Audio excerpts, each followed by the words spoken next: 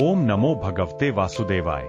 आप सभी का हार्दिक स्वागत है हमारे इस आध्यात्मिक परिवार में। यहाँ आपको मिलेंगी सनातन धर्म की दिव्य कथाएं, एकादशी व्रत की महिमा, भगवान श्री हरि विष्णु, श्री कृष्ण, श्री राम और महादेव की प्रेरणादायक लीलाएं, पुराणों के अद्भुत रहस्य, भागवत कथा का अमृत, भक्ति से जुड़े अनसुने प्रसंग और जीवन को सुख, शांति तथा ईश्वर की ओर ले जाने वाली अमूल्य शिक्षाएं। यदि आप भी अपने जीवन में भक्ति, सकारात्मकता और आध्यात्मिक ज्ञान का प्रकाश चाहते हैं, तो हमारे साथ जुड़े रहिए। आइए मिलकर प्रभु के नाम का स्मरण करें और सनातन संस्कृति के दिव्य संदेश को घर घर तक पहुंचाएं। जय श्री हरि, जय श्री कृष्ण, हरि बोल। क्या आपने कभी सोचा है कि एकादशी के दिन इतने नियम क्यों बताए गए हैं? क्या भगवान केवल भूखे रहने से प्रसन्न हो जाते हैं, या इन नियमों के पीछे कोई गहरा आध्यात्मिक संदेश छिपा है? आज की इस वीडियो में हम एक एक नियम का अर्थ समझेंगे।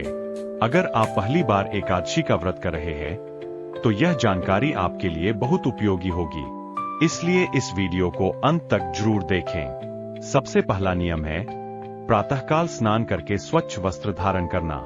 सनातन परंपरा में स्नान केवल शरीर की सफाई नहीं, बल्कि मन को भी पूजा के लिए तैयार करने का प्रतीक माना गया है। स्वच्छ वस्त्र पहनकर भगवान के सामने बैठना श्रद्धा और सम्मान का भाव प्रकट करता है। जब शरीर और मन दोनों निर्मल होते हैं, तब पूजा में एकाग्रता बढ़ती है। अब बात करते हैं दूसरे नियम की, भगवान विष्णु और माता लक्ष्मी की पूजा। एकादशी भगवान विष्णु को समर्पित मानी जाती है। उनके साथ माता लक्ष्मी की आराधना करने का अर्थ है कि हम केवल धन नहीं, बल्कि सद्बुद्धि, संतोष और धर्मयुक्त जीवन की भी प्रार्थना करें। पूजा के समय दीपक जलाएं, फूल अर्पित करें और पूरे मन से भगवान का स्मरण करें। तीसरा नियम है तुलसी पत्र अर्पित करना। वैष्णव परंपरा में तुलसी का विशेष महत्व बताया गया है। श्रद्धा से भगवान विष्णु को तुलसी अर्पित करना भक्ति का प्रतीक माना जाता है। यदि किसी कारण से तुलसी उपलब्ध न हो, तो केवल सच्चे मन से भगवान का स्मरण भी उतना ही महत्वपूर्ण है। अब चौथा नियम, ओम नमो भगवते वासुदेवाय मंत्र का जप। यह मंत्र भगवान विष्णु का अत्यंत पूजनीय मंत्र माना जाता है। इसका जप मन को शांत करने, एकाग्रता बढ़ाने और ईश्वर के प्रति समर्पण का अभ्यास कराने का माध्यम है। यदि संभव हो तो माला के साथ जप करें, अन्यथा कुछ मिनट शांत बैठकर श्रद्धा से भगवान का नाम लें।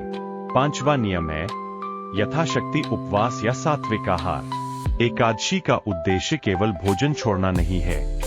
यदि स्वास्थ्य अनुमति देता है तो उपवास रखें, यदि नहीं तो सात्विक भोजन करें। धर्म में भी यह माना गया है कि व्रत अपनी क्षमता और स्वास्थ्य के अनुसार करना चाहिए। सबसे महत्वपूर्ण बात है संयम और भक्ति। अब छठा नियम, झूठ, क्रोध, चुगली और किसी का अपमान करने से बचें। यही वह नियम है जिसे बहुत से लोग भूल जाते हैं। यदि व्यक्ति पूरे दिन भूखा रहे लेकिन क्रोध, कटु वचन और बुरे व्यवहार से दूर न रहे, तो व्रत का वास्तविक उद्देश्य अधूरा रह जाता है। एकादशी हमें अपने व्यवहार को भी पवित्र बनाने की प्रेरणा देती है। सातवां नियम है दान और सेवा। यदि आपकी क्षमता हो तो किसी जरूरतमंद की सहायता करें। भोजन, वस्त्र या अपनी सामर्थ्य के अनुसार दान करें। सेवा का अर्थ केवल धन देना नहीं, बल्कि किसी दुखी व्यक्ति की सहायता करना, प्रेम से बात करना और करुणा का व्यवहार करना भी है। अब अंतिम और अत्यंत महत्वपूर्ण नियम, द्वादशी तिथि में विधि अनुसार पारण करना। एकादशी व्रत का समापन द्वादशी के दिन पारण से किया जाता है। पारण समय पर करने की परंपरा इसलिए है कि व्रत पूर्ण माना जाए। अपने क्षेत्र की परंपरा या विश्वसनीय पंचांग के अनुसार पारण का समय देखकर व्रत खोलें। प्रिय भक्तों, याद रखिए, एकादशी केवल भोजन का त्याग नहीं, बल्कि बुरे विचारों, क्रोध, अहंकार और लोभ का भी त्याग है। जब मन, वाणी और कर्म तीनों भगवान की भक्ति में लगते हैं, तभी व्रत का वास्तविक महत्व पूर्ण होता है। यदि आपको यह जानकारी अच्छी लगी हो, तो वीडियो को लाइक करें, अपने परिवार और मित्रों के साथ साझा करें और कमेंट में श्रद्धा से लिखें। ओम नमो भगवते वासुदेवाय। भगवान विष्णु और माता लक्ष्मी की कृपा आप और आपके परिवार पर सदैव बनी रहे। जय श्री हरि, जय श्री विष्णु।